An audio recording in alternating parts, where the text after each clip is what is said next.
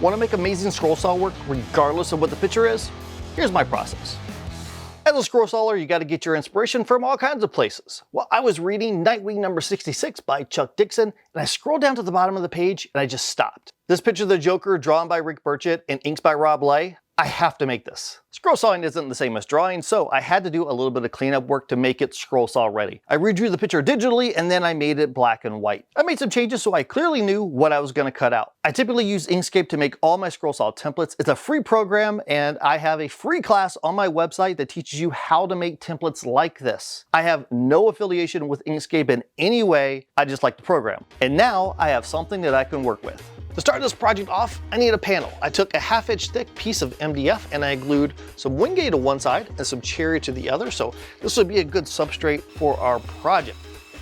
The next step is I need to cut out a silhouette of our picture and stick it onto this substrate. So I milled up a piece of walnut and made a panel. This is about 1/16 of an inch thick, something like that, really thin stuff. I printed off the picture of the Joker. Now, I am fortunate to have a printer that allows me to print pretty wide pieces of paper. That makes this much easier. If I printed off with standard paper, I'd have to kind of tape pieces together. No big deal, I've done it in the past, but this is kind of a luxury for me. I like to put down some contact paper on my panel, and then I can use some Super 77 spray adhesive on my picture, stick it onto the panel on top of that contact paper. This just makes it easy to really quickly pull that template off later on whenever I'm all done with it. Then I like to wrap the entire thing with some packing tape just to help keep it so that the paper doesn't fray up as I'm cutting it. I got the walnut panel with the picture glued on top of it.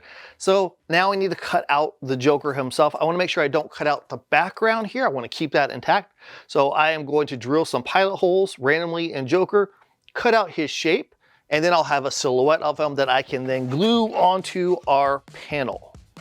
I plan to use 2 blades for this project. A number 5 reverse tooth blade, which I plan to use for most of the pieces, especially the bigger ones. A blade of this size just makes it much easier to cut straight or to follow the line. The second is a number 2 crown tooth blade. Now, I really love a crown tooth blade. It has an ultra smooth cut. This is what we use for pieces that have a lot of details, like the interior details or just delicate pieces in general.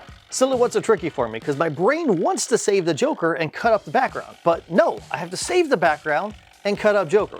I've done this a million times and it's always tricky for me. I got the silhouette cut out, so now I'm going to apply some glue and stick it onto my panel, specifically onto the Wingate side of the panel because I want that dark Wingate behind the walnut. And for something like this, I will use my shop-made veneer press. I love this little guy. It has been through a whole lot of glue ups. And I had to tell you, pretty pumped about this project. I can't wait to start working on this once the glue dries.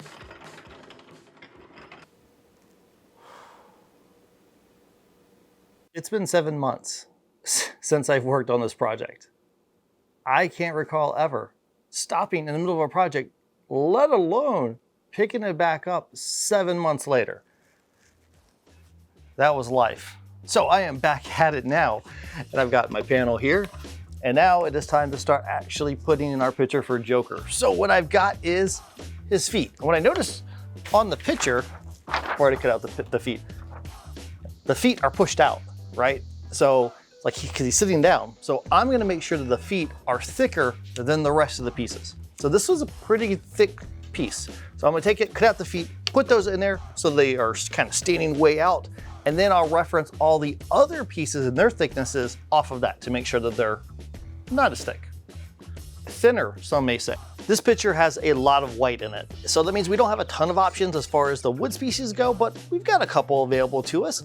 We can see the soles of his shoes and they're a little bit darker than the rest of them. So I'm gonna go with the maple for the shoes. Just start with cutting out the whole shape. And I wanna make sure that I'm saving that shadow line. That's gonna be really important for how I display this artwork. All those shadows are gonna be reference lines for me, so I can set those off to the side and then use them whenever I do the glue up. I'll put the shadow line in position, then I'll glue on the shoe. When it comes to glue, I'm gonna jump back and forth between regular wood glue and CA glue. Wood glue provides strength, CA glue just dries really quick. That's gonna be handy for this. So for the bigger pieces, I will usually put some wood glue down and then put drops of CA glue in different places, then push it into place. Smaller pieces or more complex pieces, sometimes I'll just go with the super glue, and I've never had an issue with that. The trick to doing these shadow lines is to make sure they do not get glued in place. So I'm gonna put the shoe in place, and then once that's there, immediately take out those shadow lines because I don't want any handy glue squeeze out to glue those in because it's going to be a nightmare to get them out otherwise. The shoes don't look too bad, but now we're going to do the rest of Joker, and like I said, there's a lot of white with this one. So, Holly. It is super white, beautiful wood, very, very soft also. So it's a bit different than using maple. So I'm just gonna work my way up. Start with his legs and then work all the way up his torso. I wanna continue that illusion of the depth of space. The shoes are way out, his body's way back. The legs are gonna be somewhere in between, right? So I'm gonna take it a little bit at a time. I'm gonna do the main part of his leg, and then I'll do a little bit thicker piece for the ankle. Along with the white, we have the green accents like the knee pads. Well, there's also green wrapped around his ankle. So I'm gonna do kind of a tiered thing. We've got the shoe, and then I'll have an ankle, it's a little bit lower. And then I'll have that green part that goes around his ankle, that's a little bit lower. Then I'll have the holly, which is his leg, that's a little bit lower again. So it's kind of a staggered look to it. And then whenever you put it back up against the wall, you look at your artwork, it's gonna look kind of cool. I don't typically use dyes or stains in my projects. I like to go with the natural wood color, and green, that's a tough one. There's not a whole lot of green species out there. I usually go with lignum vitae or Argentinian lignum vitae, which is also called Verewood, and a million other names, I imagine. Every wood species seems to have 1,000 names.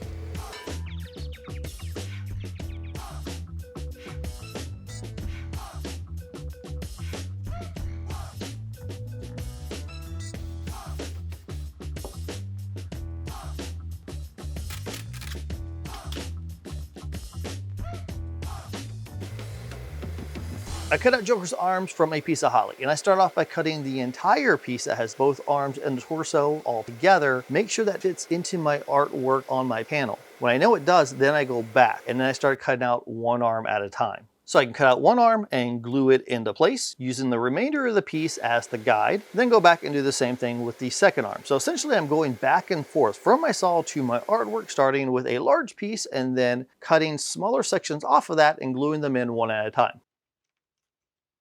Before I glue the torso in, you can see the height difference in these pieces. So the shoe to the ankle into the leg. The knee pads are slightly higher than the legs, but lower than the shoes. This is the visual relief that I look for whenever I'm making my projects, and there's no set formula to this. I just make it up and go with what looks good. Joker's coming along pretty good. We got his arms in place. Now I've got the board that I used to cut those out. And I found another board that I'm gonna look at for doing his torso. Now this one is just a tad bit smaller or thinner than the other one. And it doesn't really seem like a whole lot. But in my experience, that little bit of difference, that tad bit of difference between two boards is actually pretty dramatic when you start putting the pieces together in your artwork. So I've got this. Now let's look at Joker himself. When I take a look at him, I see that we had his arms, they're about the same thickness as his legs, but then we have the torso behind it. So that's what this is gonna be. I'm gonna cut that part out. Then I'll figure out what I'm gonna do for his shoulder, upper chest area. Not really sure how thick I'm gonna go with that one. We'll play by ear and see.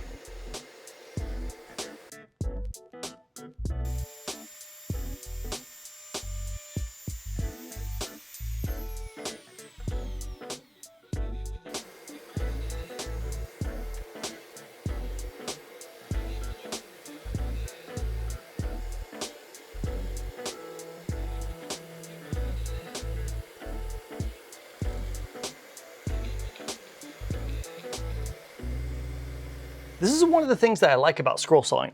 We can completely make it up. And I'm looking at my picture, I've got a lot of holly in it, it's a whole lot of white, but when I look at the actual artwork, you can see that the straps for the straitjacket are a little bit shaded, so they set apart from the rest of his outfit. So, I think what I'm gonna do is the same thing I did with his feet. I'm gonna go with a maple, still light. When I put finish on it, it's gonna look a little bit more towards the tan or beige side compared to the holly that's white. I think that'll be just enough contrast to set that apart. It's coming together. I really dig it. Now inside that strap, there's these little blocks that I had to put in there, and those can be tricky because of the size.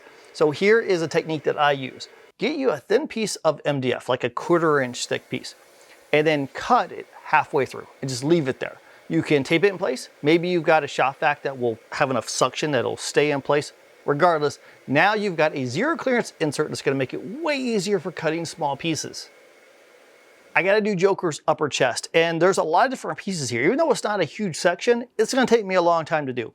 So we've got the arms going up and down. Well, I'm gonna turn my board to make sure the grain goes up and down as well. You may not notice it too much with the holly, but if you're up close, you'll probably notice it. Then you've got all the pieces for his chest that go side to side, so I've gotta turn my board that way and do it. I've got green patches that are on the shoulder, so I've got to try to cut. And then I also have the straps that go around his neck and come down to that center strap. So if I look at that, there are a lot of little pieces that I have to cut individually and glue those into place.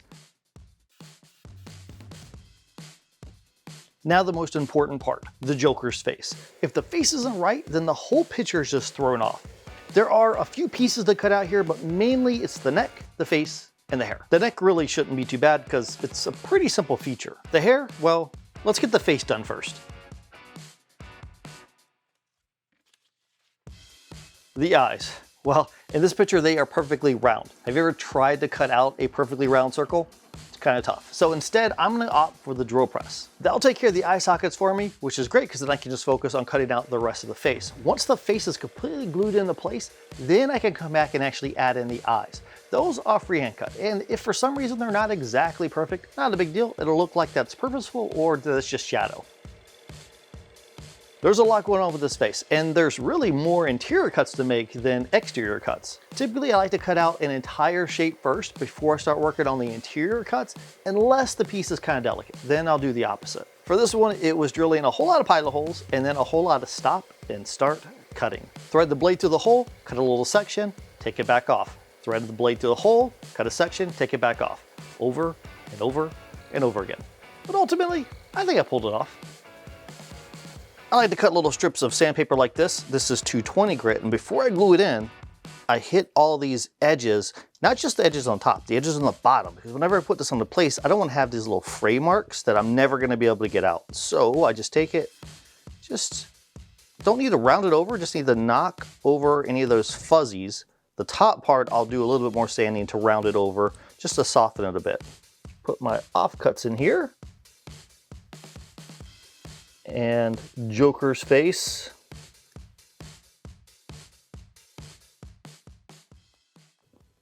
Well, that certainly looks creepy. One of the best little tricks I picked up on whenever I started scroll sawing is the use of my Dremel and these little jeweler's drill bits. Oh my gosh, they are a game changer. These are perfect for making just the right size holes in your project so you can actually get your scroll saw blade into there and cut those tiny little spots that are really difficult to get into.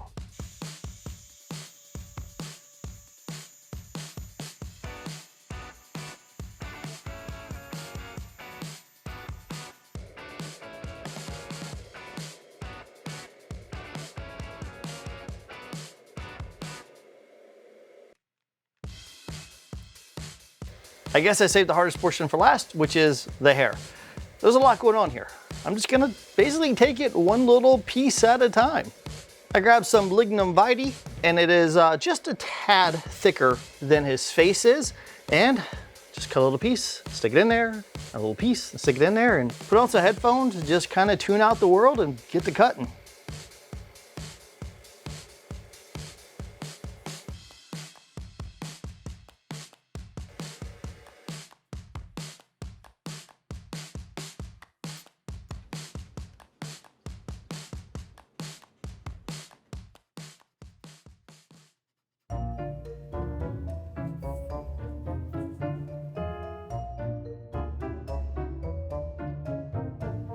I made this frame, and it's okay, but it's kind of plain. So I feel like it needs something. We could church it up a bit. So let me go to my computer, see if I can come up with some ideas. All right, after some brainstorming, this is what I'm thinking. Instead of it being a picture frame, how about just the window looking into Joker's cell? So I can do something, add some scroll saw touches to make this look more like a window. Well, if I'm thinking Arkham Asylum, I'm thinking old rusty metal doors, so how about some bolts? I drew a whole lot of hexagons, a whole lot of them. But I'm thinking that these would be really cool. They would be the heads of bolts that you would use to bolt the window in place. I can use some walnut, especially walnut that has a little bit of figure in it, because then it might look like texture, like rusting. I mean, Arkham Asylum's an old place, so I would think kind of rusted metal. So I'll just take each one of these little hexagons and cut out line, by side, until I just get a whole bunch of them. And then I can see kind of where I want to put these on my frame. To go along with the whole cell motif, how about putting an actual cell number? Well, when it comes to Joker, there is one story that mentions a cell number. It's cell 0801. I want the number to really stand out. So what I did was just routed out a little bit of material on the back side of a piece of maple. Then what I can do is cut out whatever numbers I want to have for the cell, but then put in a piece of veneer. So in this case, some Wingate veneer, which is the same veneer that I used to do the background of the Joker himself. I can glue that into place, glue another block behind it to sandwich it all together. And then whenever I cut out all my numbers, there's going to be this black silhouette on the inside of it. Should look pretty cool.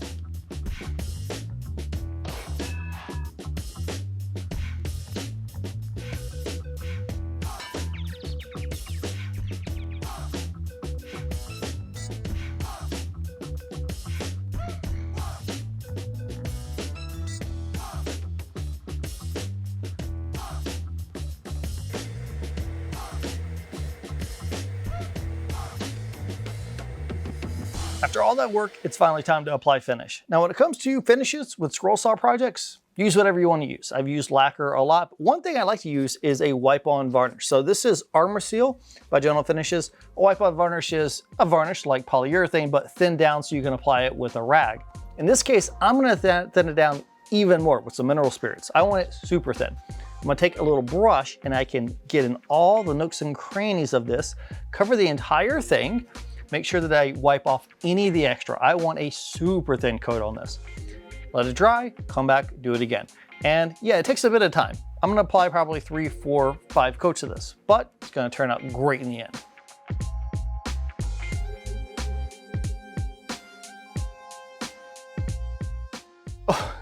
Oh man, this is so cool. I can never get over seeing a picture go from page to real life. And this is no exception. Even though it doesn't have a whole lot of color in it, it still just pops out at you. So I absolutely love it. So hopefully you enjoyed this video, and tune me again, get in your shop and build something awesome.